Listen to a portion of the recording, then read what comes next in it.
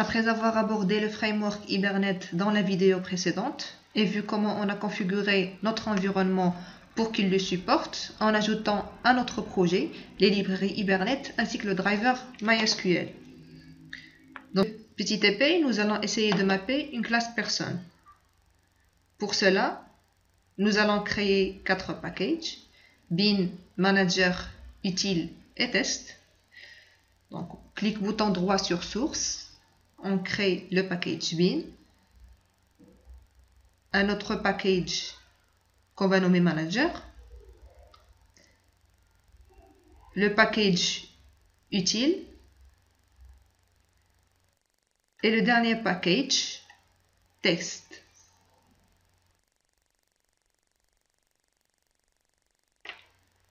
Dans le package bin, on va ajouter une classe personne. Donc on va la nommer personne. On clique sur Finish. Nous allons ajouter comme attribut privé l'id, nom, le prénom, le téléphone ainsi que l'email.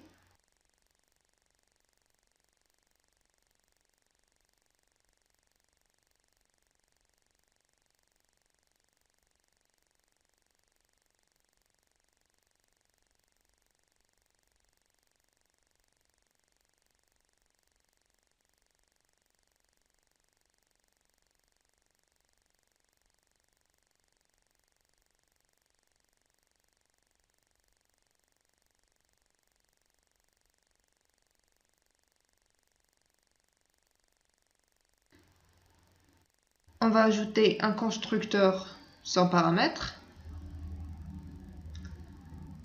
et un autre avec paramètres. Pour ne pas perdre de temps, on clique bouton droit, source, generate constructeur using field, on sélectionne tout et on clique sur OK. On va ajouter aussi les getters et setters, bouton droit, source, generate getter et setter, qui vont nous permettre de modifier ou récupérer les valeurs des attributs. Et à la fin, une méthode toString qui va retourner une chaîne de caractères représentant mes objets. Cette classe utilise les conventions de nommage standard JavaBean pour les méthodes getter et setter des propriétés, ainsi qu'une visibilité private, privé pour les champs. Ceci est la conception recommandée, mais pas obligatoire bien sûr. Donc maintenant, on va ajouter notre fichier de mapping personne. Pour respecter les règles de nommage, le fichier est nommé personne.hbm.xml et il devrait être placé au même endroit que la classe personne. Donc je clique bouton droit sur le package bin, je vais choisir autre, je sélectionne XML, XML file et je clique sur next. Comme je l'ai déjà dit, le fichier doit prendre le même nom que ma classe. Donc personne.hbm.xml. Puis je clique sur Finish. Hibernate a besoin de savoir comment charger et stocker les objets d'une classe. C'est là qu'intervient le fichier de mapping Hibernate qui indique à quelle table dans la base de données il doit accéder. La structure basique de ce fichier ressemble à cela. Donc vous allez copier un doctype que vous allez trouver au niveau de la description de la vidéo. Puis vous allez ajouter une balise Hibernate Mapping. Entre ces deux balises, on va ajouter une autre balise classe qui va prendre comme champ nom et table. Name et table. Dans cette balise, je lui dis quelle classe correspond à quelle table. Donc ma classe, c'est personne qui se trouve dans le package bin. Je vais saisir bin.personne et je veux qu'au niveau de ma base de données, ma table sera nommée personne avec S. Maintenant, nous allons mapper la propriété de l'identifiant qui est l'id.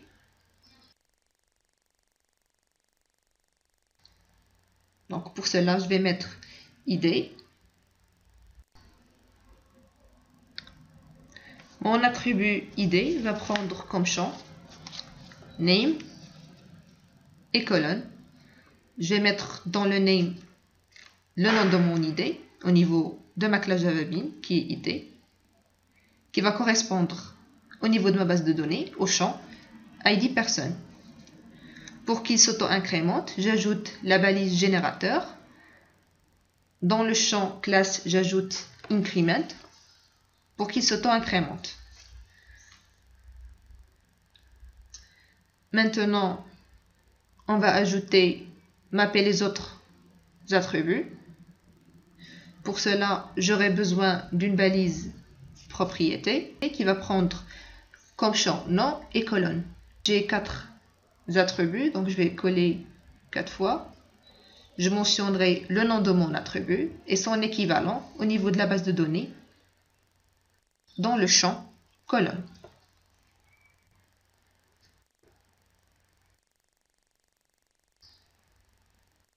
Dans ces balises, j'associe le nom de ma variable Java Bean au nom de la colonne de la base de données.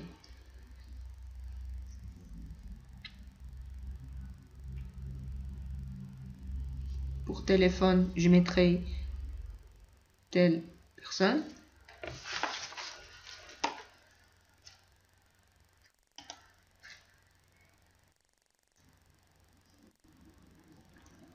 Dans la balise propriété, je peux aussi ajouter un champ type. Les types que nous déclarons et utilisons dans les fichiers de mapping ne sont ni des types de données Java, ni des types de base de données SQL. Ce sont des types qu'on appelle mapping Hibernate. Donc, ils sont des convertisseurs qui peuvent traduire les types Java en type SQL et vice-versa. Donc, si je ne précise pas le type, Hibernate tentera de déterminer la bonne conversion et le type de mapping lui-même. Nous avons maintenant une classe persistante et son fichier de mapping. Il est temps pour nous de configurer Hibernate. Mais avant ça, nous avons besoin de créer une base de données, donc, lancer MySQL et créer une base de données. Administration.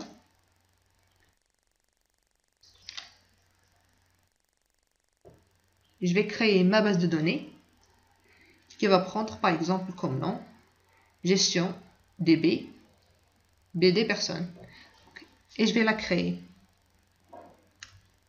La structure de cette base de données sera créée automatiquement par Hibernate lors de l'exécution de l'application. Hibernate est la couche de votre application qui se connecte à cette base de données, donc il a besoin des informations de connexion. Les connexions sont établies à travers un pool de connexion JDBC que nous allons bien sûr configurer. Pour la configuration d'Hibernate, nous allons utiliser un fichier que je dois mettre dans la racine du class path, c'est-à-dire au niveau de SRC. Donc, je clique sur Autre, j'ajoute mon fichier XML. Mon fichier doit se nommer impérativement hibernate.cfg.xml.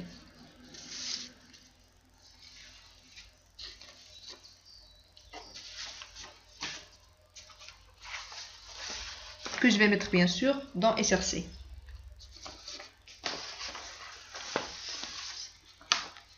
Donc, je vais copier une doctype que vous allez trouver bien sûr dans la description de la vidéo. Donc, elle est différente bien sûr de celle du fichier de mapping.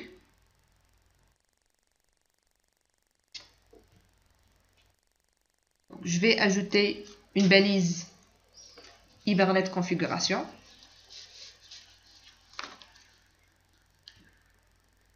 À l'intérieur, je mettrai une autre balise Session Factory.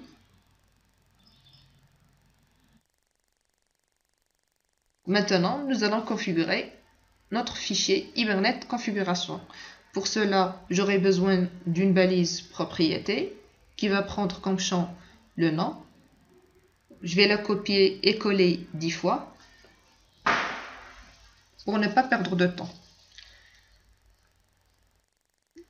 4, 5, 9 et 10. La première propriété, donc c'est connexion.driver underscore classe. Donc c'est là que je vais mettre le chemin vers mon driver JDBC. C'est comme .mysql .jdbc .driver. La deuxième, c'est connexion.url, dans laquelle je dois spécifier le chemin d'accès à la base, donc, qui est JDBC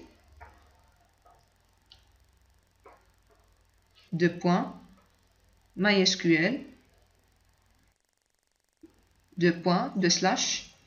localhost, puisque je travaille en local, mon port de connexion, c'est 3306, / et je vais mettre le nom de ma base de données que je viens tout juste de créer.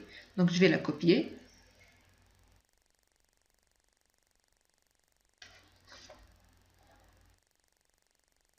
Et je vais la coller. Le troisième paramètre, c'est connexion.username, dans laquelle je dois spécifier le nom d'utilisateur de la connexion, qui est root. La quatrième, c'est connexion.password.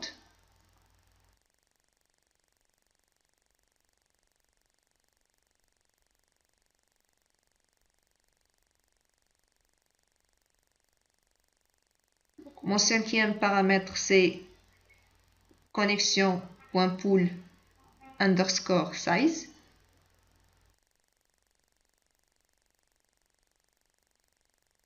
Donc, je vais mettre 1 pour dire que le nombre maximum de connexions sera 1. J'aurai besoin d'une balise dialecte dans laquelle je vais spécifier le dialecte de la base de données, qui est le dialecte SQL, org.hibernate.dialect.mysql-dialect.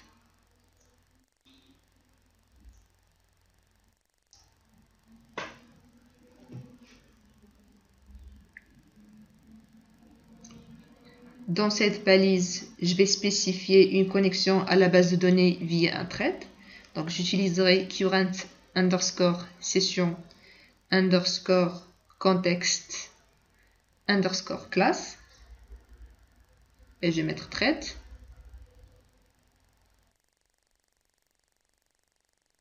Je vais aussi désactiver le cache deuxième niveau avec cache.provider underscore class,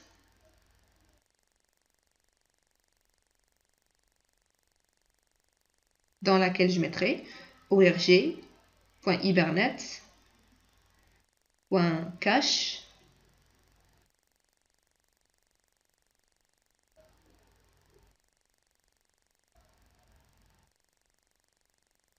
.nocacheprovider.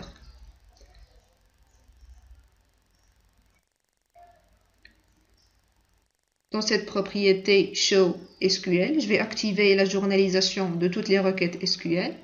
Je vais la mettre en true. Et la dernière propriété, c'est elle la plus importante.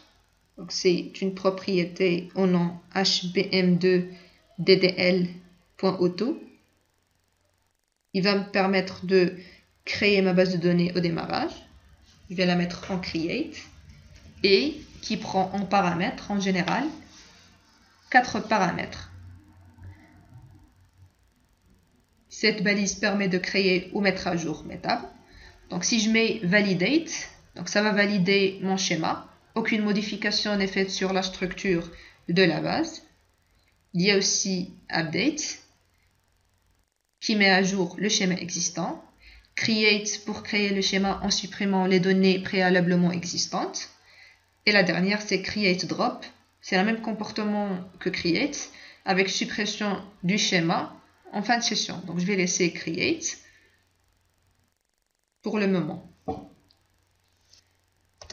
À chaque fois que je crée un nouveau fichier de mapping, il faudra que Hibernate sache où il se trouve pour qu'il le mappe aussi. Donc pour cela, il va falloir ajouter une balise mapping ressources dans laquelle je vais mettre mon fichier de mapping person.hpm.xml. je spécifie le répertoire qui est bin, backslash, personne.hbm.xml. Nous devons maintenant compléter la configuration avec du code d'infrastructure et démarrer Hibernate. Ce démarrage inclut la construction d'un objet de type Session Factory.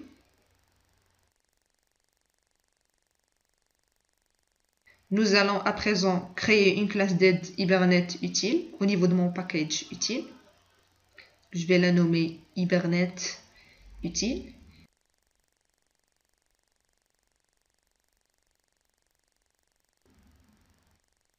Je vais créer un objet de type Session Factory, donc public, statique, final, Session Factory, que je vais le nommer par exemple Session Factory.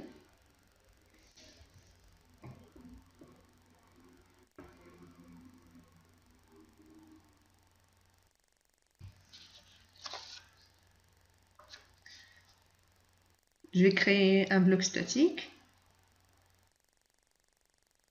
À l'intérieur, je mettrai mon bloc try-catch.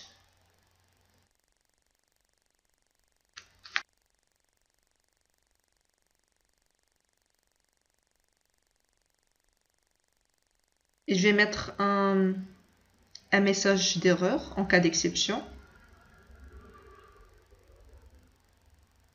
Par exemple, je mettrai création du Session Factory a échoué.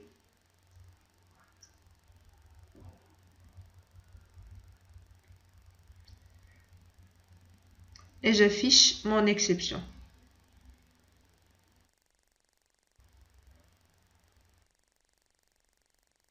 Puis j'ajoute une exception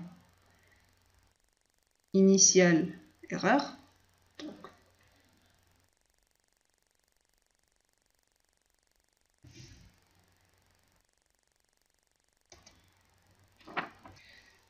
Une session factory peut ouvrir des nouvelles sessions.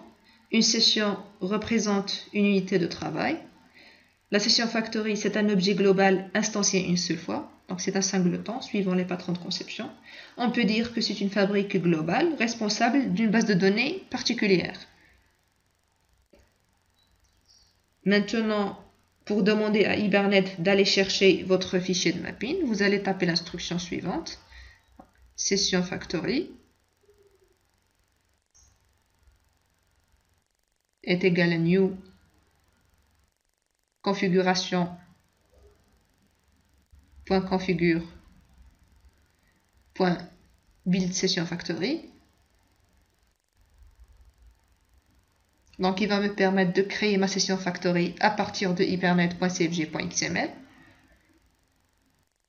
J'ajouterai aussi une méthode permettant de retourner ma session qui sera publique, statique, de type session factory. Je l'appellerai par exemple get session factory et qui va me retourner mon objet session factory.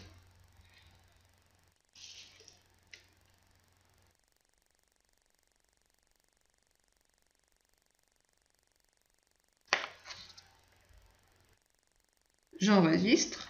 Nous avons finalement besoin de configurer le système des logs. Donc, cette opération n'est pas obligatoire, mais elle permet aux développeurs d'afficher en sortie les messages fournis par Hibernate lors de son exécution, ce qui permet de rendre transparente la couche logicielle de Hibernate. Donc, pour le faire, allez sur le fichier que nous avons téléchargé dans la vidéo précédente, qui est Hibernate distribution GA. Allez dans le répertoire Project, dans le dossier EDC, et copiez le fichier log4j.properties et collez-le directement dans le répertoire SRC.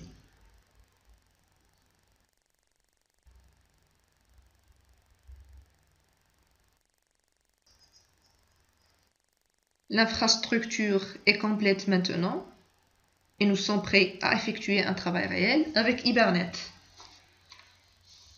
Donc, allez dans le package manager et créer la classe person manager. Dans cette classe, nous allons ajouter nos méthodes d'ajout, de suppression ou bien sûr de modification. Je vais ajouter une méthode permettant d'ajouter une personne. Public void ajout personne, qui va prendre en paramètre le nom, le prénom, le tel et l'email. Je ne vais pas ajouter d'id puisqu'il est bien sûr auto-incrémenté. Je vais créer un objet de type session à partir de ma classe Hibernate utile. Donc c'est Hibernate utile.getSessionFactory.getCurrentSession. J'ouvre ma session avec session.beginTransaction et je la ferme avec session.getTransaction.commit.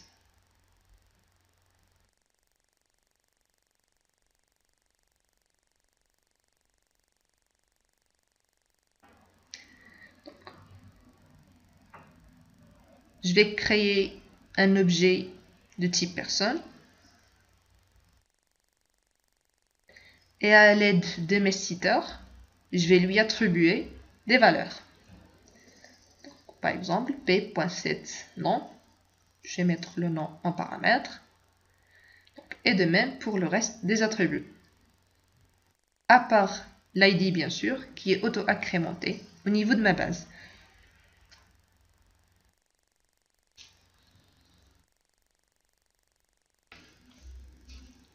L'objet session d'Hibernate a de nombreuses méthodes différentes qui peuvent être utilisées pour manipuler les données d'une base de données. Dans notre méthode d'ajout, nous allons utiliser la méthode session.save qui va créer effectivement une commande SQL pour insérer un nouvel objet personne dans la base de données. Session.save, je mettrai en paramètre mon objet P. Une fois l'objet est sauvé, la session sera alors fermée. Maintenant, je vais ajouter une autre méthode, me permettant par exemple la suppression.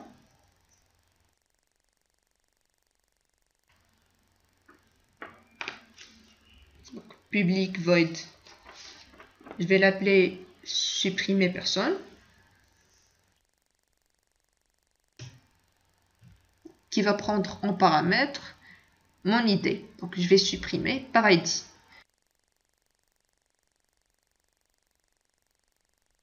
Je vais copier et coller mes deux premières instructions. Je ferme ma transaction avec getTransaction.commit. Et à l'intérieur, je vais mettre mon code de suppression.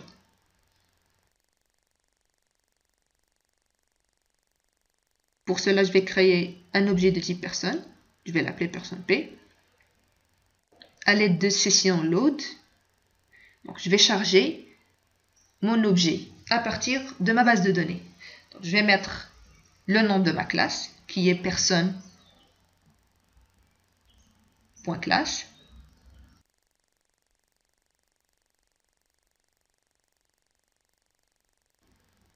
Et comme argument, l'ID. Donc je vais charger mon objet personne par ID. Un cast bien sûr est nécessaire pour obtenir le type d'objet personne. Et je supprime avec la méthode delete d'Hibernate. Donc session.delete. Et je mettrai comme argument mon objet P.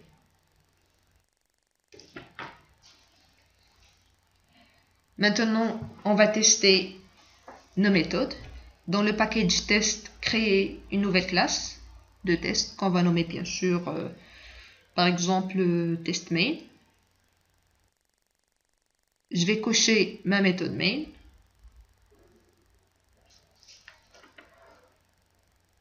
Et je clique sur Finish.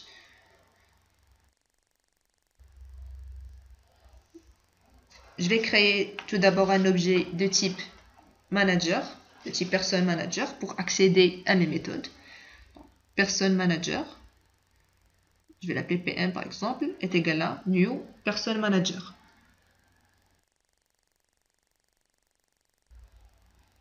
PM.ajout personne pour ajouter de nouveaux enregistrements.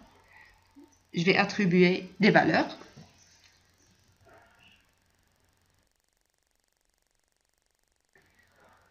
Je vais essayer, par exemple, d'entrer trois enregistrements pour les voir au niveau de ma base de données. Donc, le champ téléphone est de type string. Donc, je peux entrer des chaînes de caractères. Et à la fin, l'email. Je vais ajouter un nouvel enregistrement.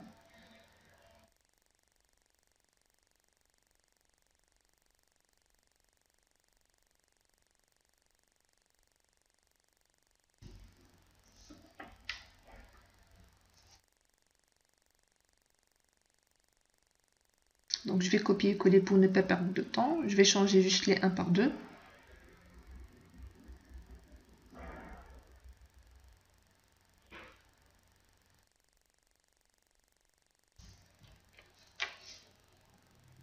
Et je ferme avec Hibernate util, .sessionFactory.close.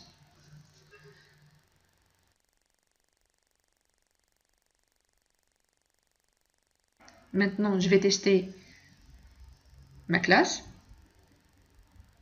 Donc je clique sur Run.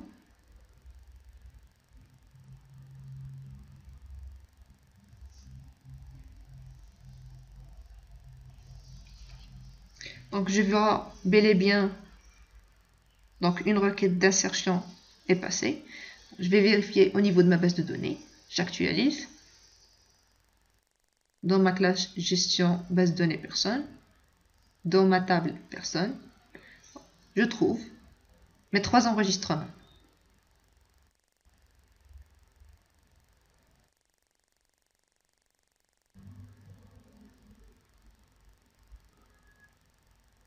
Donc je vais maintenant mettre en commentaire la dernière ligne, les 2 dernières lignes, donc, pour voir si mes enregistrements vont être écrasés ou pas. Je remonte dans ma base de données, donc j'actualise. Mes 2 derniers enregistrements ont été écrasés. C'est normal, puisque dans mon fichier de configuration, j'ai laissé la balise HB2 en create. Je vais la changer. Donc soit je la mets en commentaire, après avoir bien sûr créé ma base de données, soit je la mets en commentaire, ou bien sûr, je vais mettre par exemple create, je vais la changer et mettre update.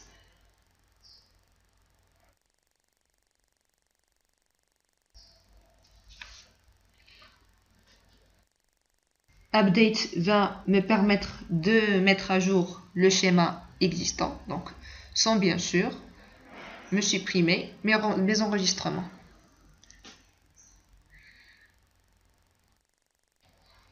Je vais la tester. Je vais mettre par exemple la première en commentaire. Et je vais laisser mes 2 derniers enregistrements. Je lance ma classe.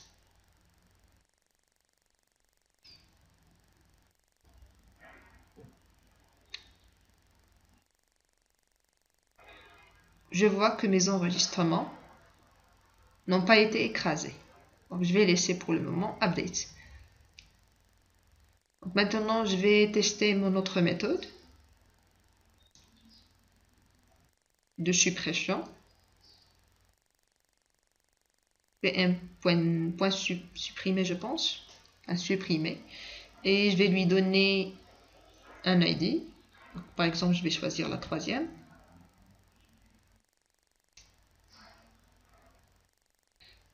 Je lance.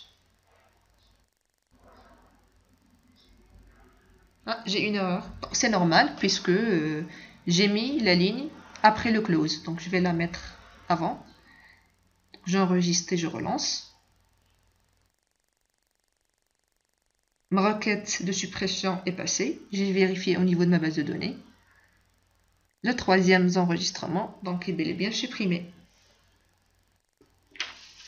C'est tout pour aujourd'hui. Dans cette vidéo, nous avons mappé une classe d'une entité persistante vers une table. Dans la prochaine vidéo, et si vous êtes bien sûr nombreux à le demander, nous allons ajouter quelques associations de classes, comme par exemple 1 à plusieurs. Merci de laisser des commentaires ou des suggestions pour des vidéos. Abonnez-vous à ma chaîne pour plus de tutos.